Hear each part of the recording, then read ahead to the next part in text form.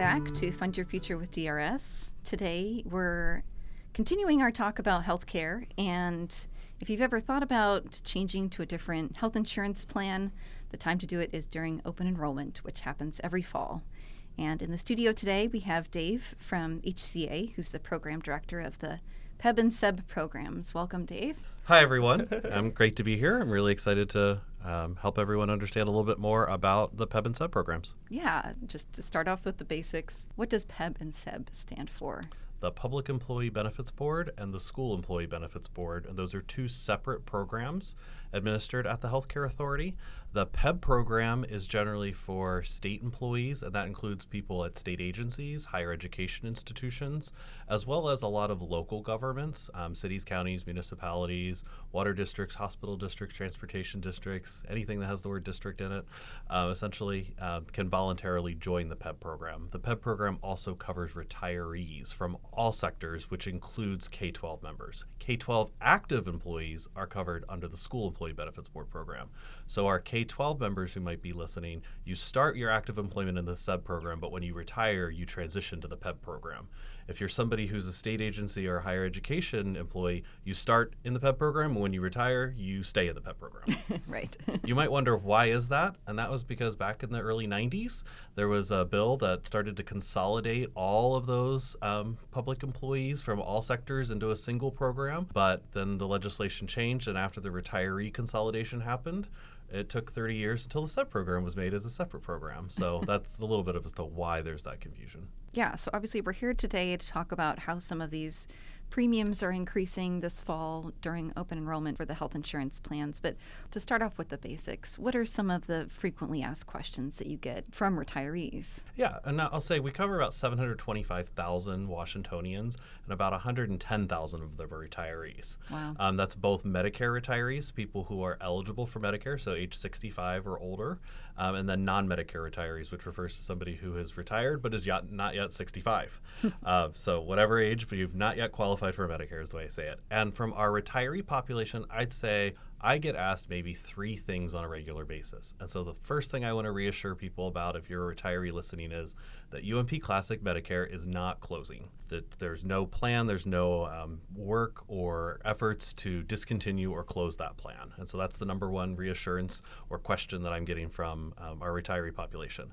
The second is, what plans can retirees access that have nationwide coverage? Mm-hmm. A lot of people are familiar with UMP, the Uniform Medical Plan Classic, Medicare plan that is nationwide. But there are other plans that also have nationwide networks. That's our Premera supplemental plans, both Plan F as in Frank and G as in Gary. Plan F is no longer open to enrollment, but Plan G is, and both of those have nationwide networks. And then our United Healthcare PEB Complete and PEB Balance plans that are Medicare Advantage plans that are offered and authorized by the PEB board are also nationwide plans. So there's several options, and all of those plans in some way, shape, or form include travel benefits, which are often very important for retirees. The third question that we get asked quite a bit is, people love Plan F or G from Premera, but they really want to know, can that plan be expanded to have vision coverage, hearing coverage, a gym membership, prescription coverage? And the short answer is no, because there are specific federal regulations about what it takes to be called a Plan F or be called a Plan G, and it has a very specific benefit design. And so by definition, a Plan G cannot have those benefits. It has to have a specific benefit structure. So if you want those types of benefits, we have those benefits in the other plan offerings, but they by definition cannot be included in a Plan F or a Plan G. So Dave, I know I've been receiving some things in the mail. My wife, who works for the school districts, has been receiving some things in the mail, letting folks know that we should be paying close attention during open enrollment, and that some premiums are going up, and folks should be doing some research prior to open enrollment. So could you just tell us a little bit about why monthly premiums are increasing next year? Yeah, and I'm really glad that you're hearing that message. Our number one message we're trying to get people to is to engage in open enrollment this year like you've never engaged before, so to speak. School employees had their inaugural open enrollment in 2020, and this open enrollment has the most significant changes and impacts that they should be considering since the program launched. For PEB employees, some state employees have not engaged in open enrollment in their entire career. I know that my deputy director had said, I elected my plan in the 80s, I set it, forget it, and I never looked at it again. And I am really hoping that people engage if you've never engaged or haven't engaged in a long time, because there are substantial premium increases in a variety of plans. But there are also some plans that may be more affordable that people haven't looked at or they haven't engaged and seen in the portfolio, that there are more plans offered today than when they initially enrolled. And that can be true for both a Medicare retiree or a state employee. There aren't new plans for school employees, but there are a variety of different options that might not have been available. So for the premium increases, Kaiser Permanente plans are kind of the biggest news that's there. There are some really substantial increases in the Kaiser area. Almost all of the Kaiser plans are seeing some sort of double-digit and in some instances triple-digit % increases for those premiums. And I want to highlight that this is not something that's unique to our market. Kaiser has a variety of geographic regions across the nation. They have about 12 different regions, and they're seeing changes and increases that are substantial in all of their markets. So this isn't something that's unique to just Washington. It's also not unique to just the PEB and SUB program. There are increases that are in individual market plans that people might go out and buy. So it's not something that's unique, is one piece that I want people to understand. But really, Kaiser has expressed that there are a lot of workforce shortages. I mean, we've been hearing about potential strikes in different parts of the country. We all know that many of us have friends or colleagues or know people that have worked in the health industry and understand that there's a lot of pressure in staffing levels, patient safety levels, and things of that sort that are really driving a lot of workforce conversations and salary negotiations, and traveling nurses that are coming in, or traveling staff that are more expensive than permanent staff. And so they believe, because of their integrated model where they are both a purchaser and providing health care versus just an insurance company like some other parts of the market, that they are on the front end of seeing the conglomeration of those effects that are pushing up their operational costs, which is then spilling over into what they are setting as premiums for the plans. Now, I do want to say that the PEB board and sub board did authorize these premium increases. The PEB and sub boards both were really at a point where they either had to accept the rates as they were presented last summer or close the plans. And quite frankly, the boards really kind of voiced, or if you go back into the minutes and the audio recordings of our board meetings, they were really frustrated with these premium increases, but they also didn't want to take away the choice and simply then have everyone have to transition plans.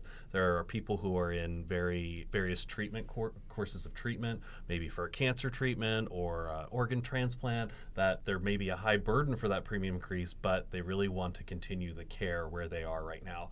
And so the boards both really felt that it was important to at least maintain that choice and have people kind of evaluate their options and then see what the status of the plans can be in future years. But for now, not allowing people to vote with their feet and vote with their dollars, but making sure that people were aware that these increases were happening. So Dave, you touched on this a little bit. What is the Healthcare Authority, your organization, doing to address the increased premiums for UMP, Classic, and Medicare specifically? So I just talked a little bit about the Kaiser premium increases, but there's also a substantial increase in the Uniform Medical Classic Medicare plan. So this is specific for our Medicare retirees. It's a premium increase of close to, I believe it's $95 or $96 a month each month next year. And this is on top of a similar increase that happened from 2022 to 2023. So this is the second year of a really substantial increase. We have a variety of materials on our website that go through some of the cost impacts and what is really driving the Uniform Medical Plan Classics premiums increases specifically. That plan is run by the state. The overall liability for the plan is with the state. There's not a profit margin within the Uniform Medical Plan. It's called a self-insured plan. So the employer, the state of Washington, has the total kind of end-of-day risk for all the claims that are paid out of that plan. And it's run and administered by the Healthcare Authority, and we contract out various parts of that work to regents for the medical part of the plan, and to MODA, or Washington Prescription Drug Services, or ArrayRx. There's a variety of different names that it goes by that you might see on your card for the pharmacy side of the benefit. But the structure of that plan is such that the Uniform Medical Plan does not qualify for really substantial federal subsidies in the way that the other plans in our portfolio do. So without those subsidies, we're left with, well, what's the risk of the population that's enrolled? What is, with the demographics, their utilization, the cost of the services that they're providing, and our population is aging, we're using more services, and in the last year or two, as people have moved different plans because they're focused on what they're paying for premium, we've seen some of the healthier parts of our population move to other plans, kind of puts upward pressure on those premiums. That makes sense and is interesting and very complicated. You sort of touched on this in your answer already. Be curious if you want to expand on what the healthcare authority is doing specifically to try to address those increase in premiums? Well, the way I've described it is the main way that the Uniform Medical Plan could qualify for subsidies for the federal government is for Congress to change the Social Security Act. So an act of Congress literally could open up this opportunity. And so we've been highlighting where we believe the law limits access to plans like the Uniform Medical Plan. Director Birch and I met with the administrator of CMS last February, and we're describing some of our concerns about the competitiveness of Medicare Advantage plans versus plans like the Uniform Medical Plan. So we're directly speaking with the highest levels of leadership at CMS in DC. We drafted a letter that was sent to the congressional delegation here in Washington. That letter is published on our website, on our retiree engagement page for anybody who wants to find a copy of it. We have also provided it to a lot of retiree stakeholder executive directors and leadership, and we know that some of them have been using it as an advocacy tool as they speak with the congressional delegation. But that's the let's get Congress to change the law mode. The other piece that we've been working on is over the last year and a half, we've been trying to help people understand what types of changes to UMP would or wouldn't impact premium. There are some classic examples. We did not go through every benefit design idea that people suggested, but we did some of the greatest hits, if you will. People will often ask, what if you just increased the out-of-pocket maximum? What if you doubled it? I'd be willing to pay $1,000 or $2,000 more over the course of a year if it meant my premiums went down. Or what if you created a different specialty drug tier for some of those highest cost drugs that had a little bit of a higher copay? Or what if, I pay 17 cents for my generic drug right now, I'd be willing to spend $5 on that generic drug. Maybe that would make a difference. And we went through all of those different ideas, and the reality is none of those do any significant, in some instances they make a negligible impact on premium for the vast majority of individuals. And so we did a presentation, I believe was in April of 2023, going through some of these just to show, you could do that, but it actually is not going to net out as any difference in cost when you look at it across the year for 98% of the population. And instead, you're going to have increased costs for 2 to 5% with no decreased net cost for the vast majority. And so that isn't where you're going to get premium relief. And so we tried to help people understand some of that. Then we did a survey of Medicare offered plans across the country, and really discovered that, as we had anticipated, we didn't realize how unique Washington was, but there are really no other states that do it the way that we do, or have plans that are as robust in coverage as UMP Classic Medicare, that it really is a uniquely rich benefit that is offered in our state compared to every other state in the country. And we have more plan options than other states as well. So as we started looking at that, though, we realized there were a couple of states that had something. The closest to what they had for us was they had a plan that has a different way that they've structured their pharmacy benefit. And so that's where we've been focusing our efforts on right now, is what are the minimum changes that could be made to the Uniform Medical Plan Classic Medicare's pharmacy benefit to allow it to qualify for federal subsidies that it otherwise can't qualify for. And I know that that's a really scary concept for people, because we're talking about, what would happen if drug coverage changed? It's really important to focus on the words, the minimum necessary changes. So we're looking at exactly what drug formularies would change. And we're going to be able to present that information to the PEB board next board season. I would encourage anyone who's listening who's really interested in this topic to join and listen in on the public meetings that are in February, March, and April. I will also highlight that we have a legislative report that is due December 1st of this year, so just in a couple of weeks here. That really is, it will be published on our website, and we're looking at sending maybe a letter to all retirees so that they can be aware of how to find this report. Because one thing that this report does is it kind of goes through the entire last year's journey and stitches it together in one narrative. You don't have to find 10 hyperlinks on 2 different pages on our website. It is all there on HCA's website, but it kind of stitches it together in a singular narrative. But that core report would be a really good place for people to kind of see the big picture and the building of the story of the work that has been done by HCA in the last year and a half. So Dave, here at DRS, we help retirees pay their monthly premiums on time to HCA by offering pension deduct payment options. But with the increases in 2024, do you have any suggestions or concerns to raise awareness for retirees who use this particular payment method? Well, first, I'd like to highlight that we have about 2/3 of all of our accounts that do pay premiums via DRS Pension Deduct. And it really is a very secure, safe, and easy way to make those premium payments. The money just comes directly over from DRS to HCA. We apply it to the accounts, and it's all done. And there's very little risk of your premium ever being untimely paid. But what happens when there are premium increases is people assume that their pension payments will continue to cover the premium the next year. And if there's a large premium increase and depending on how much their pension did or didn't change on a COLA, that pension payment may no longer be able to fully pay the premium that's owed to HCA. We can't accept partial payment from DRS, and DRS can't send us partial payment either. Our systems aren't set up for that kind of prorated ability.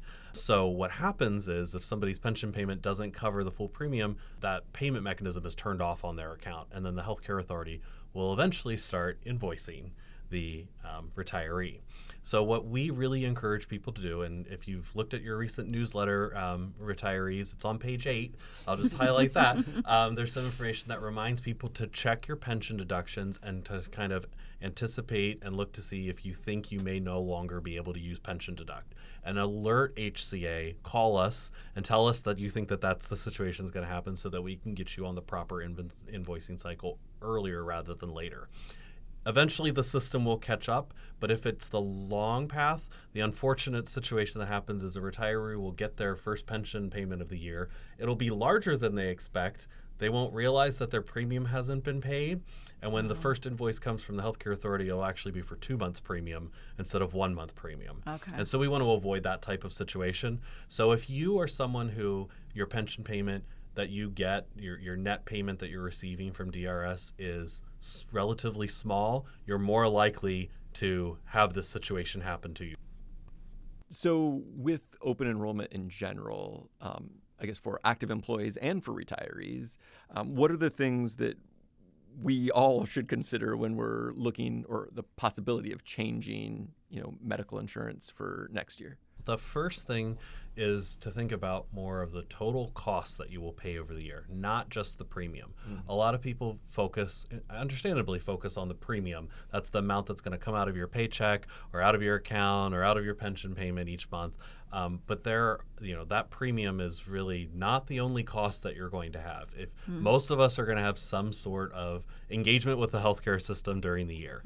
And so the other parts of coverage that are really important is to understand what your deductible is. That's the amount that you have to pay up front. You have to cover 100% of the deductible before your plan's coverage kicks in.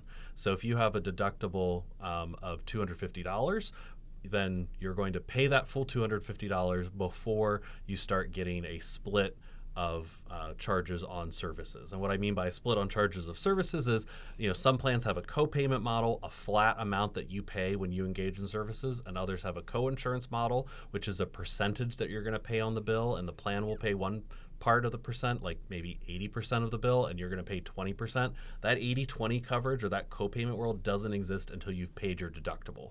So it's not just the premium that you're paying every month, but it's the deductible that you may face for services. And that deductible can range in some of our plans, through a wellness incentive, you can get it down to $0. And in other plans, it can go up to $1,400, $1,500. I believe the High deductible health plan is set at $1,650 next year because of IRS rules. So it can range quite a bit. And then those co-insurance or co-payment models, it could be 15% or 20%. And so if you know that you're somebody who engages in a lot of chiropractic care or a lot of massage care, and you can see, oh, it's, $15, $20 a visit, and I'm using those as illustrative examples, you have to check the specific costs because each plan has a slightly different cost share that's associated with it. But if I go for 10 visits and I'm paying $20 a visit for those, that's $200 right there, and you can anticipate those needs out of the gate.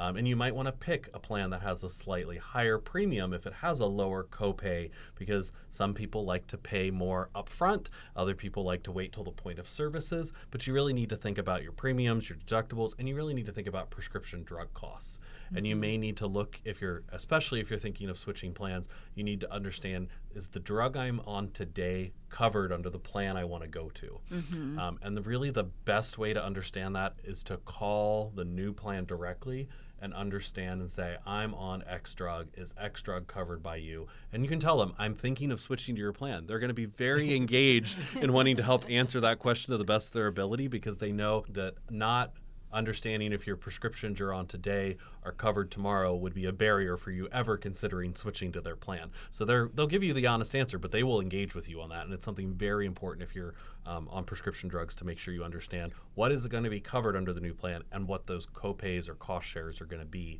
under the new plan, so that you can kind of balance that.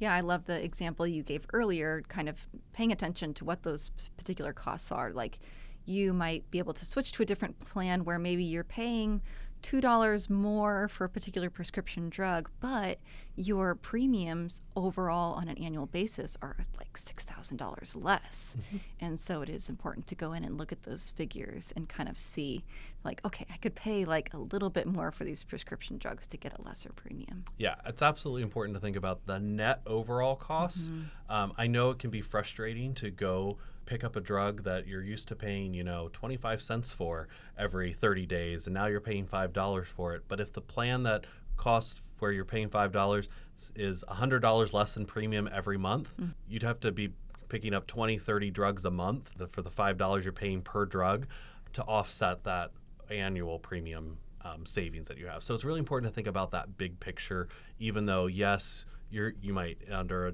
one plan, pay a little bit more when you're actually picking up your drug. What are the resources? I know I got some stuff in the mail. I can read through those kind of high-level overviews, but if I need to get into that kind of more nitty-gritty detail to understand how much my massage appointments are going to cost, where are the best places to go for additional information? So on HCA's website, there are a couple of different places. We have an enrollment page, one that is dedicated for PEB active employees and non-Medicare retirees, one that is for school employees, and a third one that is for PEB Medicare retirees. And so we have specific open enrollment landing pages for each of those. And on each of those, there's a variety of drop-downs and hyperlinks that get you to plan comparisons, or a tool that you can say, I want to compare A, B, and C. I don't want to see something that shows all 7 plans. I just want to see these 3 plans. And it can go through and it will highlight those different cost shares. Yeah. So that's one place. We also have a virtual benefits fair that's available 24/7 via the website, and you can access it on mobile devices, laptops, iPads, anything. And how does that work, a virtual benefits fair? Yeah, it's similar to our in-person benefits fairs, except you're not in person. You don't get any fun swag. So you can talk to a person virtually. That's the part that's different. So I'll start with a benefits fair, and then I'll describe the virtual benefits fair. Because our benefits fairs at the University of Washington started recently, and then throughout the beginning of November, the end of October, beginning of November, we have staff that are across the state in about 15 different locations for in-person benefit fairs. Our partners and insurance carriers and vendors are all required to be at those benefits fairs, and so they're a place for you to come and talk to people in person, whether they're from the healthcare authority or from the individual plans. And you can pick up different flyers and paperwork and comparisons and swag sometimes that they have, and get questions answered in real time. The virtual benefits fairs is designed to convey the same information but without that in-person engagement. So there are virtual booths that have videos that you can watch. Now, there aren't videos in the in-person benefits fair, but it's helped to design, and we've asked all of the carriers to identify what are, the couple couple of questions that you anticipate are most frequently asked, and cover those in your videos so that you're most likely going to get some of your key questions answered by the nature of the videos that they've made. And they'll have their flyers up there, and then they'll have plan comparisons and how to access the provider directory so that if you want to confirm that your provider is still anticipated to be in network, or they're in the new network of the plan that you're thinking about going to, that's an access point. So the virtual benefits fair, the in-person benefits fairs, our landing pages on the HCA's website, those are all key places. And then you can just directly contact the plans as well. If you have a question that's specific about what a plan does or doesn't do, and you can't find the answer anywhere, you can just call them. And again, say, I'm thinking about switching to your plan. That right there is going to up the ante for their engagement in wanting to answer your question, because they know if they can't answer your question, that will weigh against your consideration of moving to that plan. Yeah, so we're in this open enrollment period right now where people can change their health insurance. How do people go about changing that medical plan for next year? Right. Well, the most important thing to know is when is the date that you have to make changes by, and it is different for the two programs. For the School Employee Benefits Board program, for those active school employees, their enrollment ends on Monday, November 20th. That's 11:59 Pacific time on November 20th. 2023. Of 2023, that is correct. And for the PEB program, for both state employees, higher education employees, and all retirees, that deadline is November 30th, 11:59 p.m., November 30th, 2023. And you have to make your changes, and those changes have to be received by those deadlines. Not postmarked, they actually have to be received. For school employees and for state employees who aren't making their initial elections, you have the ability to do that electronically online in SEB My Account or PEB My Account. And so you would be able to go up until 11:58. I wouldn't encourage you to really go to 11:59, but you could do your submission electronically online up until 11:59 on the applicable final date. Again, the 20th for school employees, and then the 30th for state employees. For retirees, many of the changes require an electronic signature, and we will be rolling out a new system that will have the ability to have an electronic enrollment. Next year, that won't be for this open enrollment, so that means most people do need to submit a paper form. And that's why it's so important to keep that received by deadline. If you put it in the mailbox on the 30th, it's not going to be received in time. And some of the reasons why it has to be received rather than submitted or postmarked by that day is there are certain pieces of information that the Healthcare Authority needs to engage with the Federal Centers for Medicare and Medicaid Services on for certain enrollments. And so there's these transactions and data files that have to go back and forth between the Healthcare Authority and the federal government, and that has to happen in December. And we need to get all that done in time so that we can get out new enrollment packets and anybody who's newly enrolled and switching plans, their cards. And there's just a very short window. But so for retirees, you can submit it. There's a fax number on the form. There's a post office box. If you were in the greater Olympia area, you can drop it off at the Healthcare Authority in person in our lobby. Those are all mechanisms, but I encourage you to, as a retiree, consider a live benefits fair in the beginning of November. Make that decision, and in your mind, think of it as, I've got to get it in the mail before Thanksgiving. Luckily, Thanksgiving is almost a full week before the end of the month this year, but the earlier you can submit that, the better. And you should have already, as a retiree, received a customized packet in the mail about your specific current enrollments and information for you to be able to research your plan choices for 2024. The forms are available both online, and you'll be able to pick them up at benefits fairs if you go to them as well. They can be downloaded off of our website as well and filled out. Just submit it earlier is my recommendation. So for Seth and myself, who are active employees who have been working for the state for a couple of years, we can just go online and make those changes directly online without having to fill out a paper form. That's absolutely correct. Great. The one other thing that I should highlight for retirees is that open enrollment for the PEB program is different than the federal Medicare open enrollment period. You will probably have already seen commercials talking about you have until early December to make your changes. Mm-hmm. That's what CMS is describing in all of their news, and that's what the Joe Namath of the world and all the other famous actors that are in all of the commercials are doing. They're describing the general insurance market. They're not describing kind of individual public or private employers retiree benefits offerings. So don't be confused by the deadlines you see in the news or in commercials, because those are not applicable to the PEB program. The PEB program's open enrollment ends 11:59 on November 30th of 2023 for PEB retirees and active PEB employees.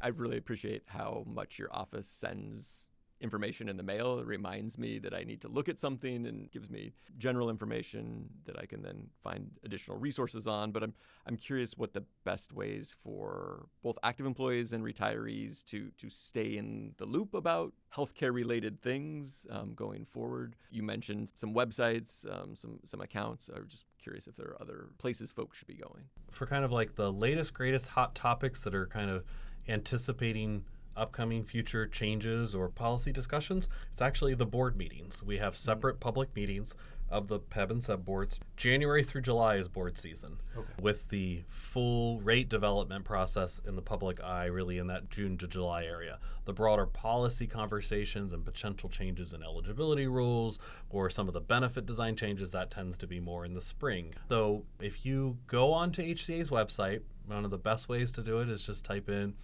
PEBB meetings or SEBB meetings, and then you'll start to get some links, some search results that say meetings and materials. And if you click into those, you'll see all the meetings and materials information from the past couple of years, the resolutions that have been acted on. And at the very top of that is also a call-out box. I believe it's in bright blue that says, do you want to stay informed about what's happening with the board? Sign up for this listserv, and then you'll get notifications of those materials being available, and you can see the things that are up for discussion and the presentations that we're making publicly for the board to help guide and shape and make recommendations to the board about how things can be refined or changed in the future. We're describing what's happening during the legislative session for bills that are impacting or could impact our bills, our programs. It's really a good fertile ground for understanding kind of the policy discussions that are happening for both the near and short term. One of my takeaways from this conversation has been like, it's really easy to have inertia, like you set it and forget it, which is oftentimes great when we're talking about retirement stuff. You set your DCP contributions at 5%, but kind of with everything financial that Jenny, you and I have talked about on the podcast as well, it's like it is also good to go back and check. Am I on track? Where am I at? And I think... Oh, definitely. Yeah, like we talked about with budgeting, going in and checking your budget once a month.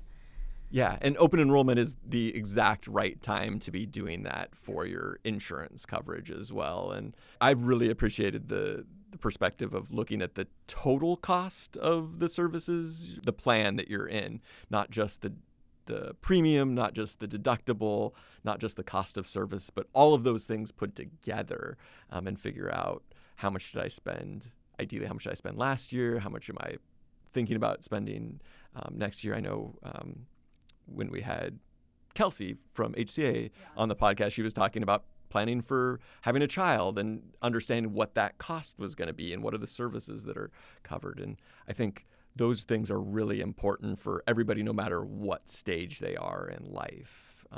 And I don't know, Dave, if you have other thoughts about that, of things that people should be considering kind of in totality.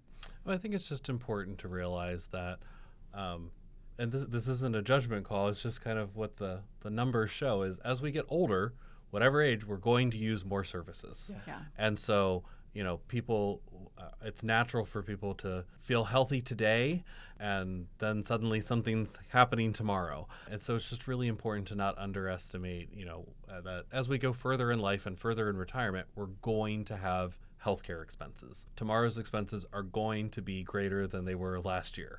From an actuarial standpoint, we all are getting riskier every day that we live. Dang it. It's really unfortunate that just tends to happen. And if we were able to reverse time, then we'd have a whole lot of other expenses in society. It's just important to not underestimate that you will have expenses. I mean, there's countless financial analysis done about one of the most significant costs of retirement is healthcare. That we're going to spend, I think, $300,000-$400,000 each in today's dollars in healthcare expenses during the course of a quote normal retirement. Because what I don't want people to do is to sign up for a plan, then something happens, they're like, oh, I can't afford that deductible, and then they're weighing whether they should have treatment or whether they should face that deductible now. When the reality is, the longer you postpone care, the more expensive it's going to be for you, and you're not going to be the best you that you can be today. You're going to be dealing with whatever condition you're not having managed because you're considering not going to the doctor because you don't want to face the deductible of the plan because you focused on the premium and you were glad to have a low premium today without realizing the deductible you'll face later. Whereas, some people from a budget mindset, they'll go, oh, I'd rather pay more upfront on a predictable monthly basis than to save for the bigger expense that might happen later in the year. Yeah, that's a really good point of trying to make sure your plan matches you as well. And if you're choosing a plan with a higher deductible, making sure you have an emergency fund set aside to cover those inevitable costs down the road and making sure that you're thinking about it in your overall financial life. Well, thanks, Dave. Yeah, thank you so much. We really appreciate it. Yep, I really enjoy being able to collaborate with DRS to work on reaching out to the members that we both serve every day. There's a lot of overlap and a lot of opportunities to cross-collaborate, and this is just another great example. Awesome. Thanks. Yeah, thank you. Thanks for listening, and now we'd love to hear from you. What topics would you like to hear about? What questions do you have for us? Send an email to drs.podcasts@drs.wa.gov. That's drspodcasts@drs.wa.gov. The Department of Retirement Systems provides this podcast as a public service, but it's neither a legal interpretation nor a statement of DRS policy. References to any specific product or entity do not constitute an endorsement or recommendation. The views expressed by guests are their own, and their appearance on the program does not imply an endorsement of them or any entity they represent. Views and opinions expressed by DRS employees are those of the employees and do not necessarily reflect the view of DRS or any of its officials.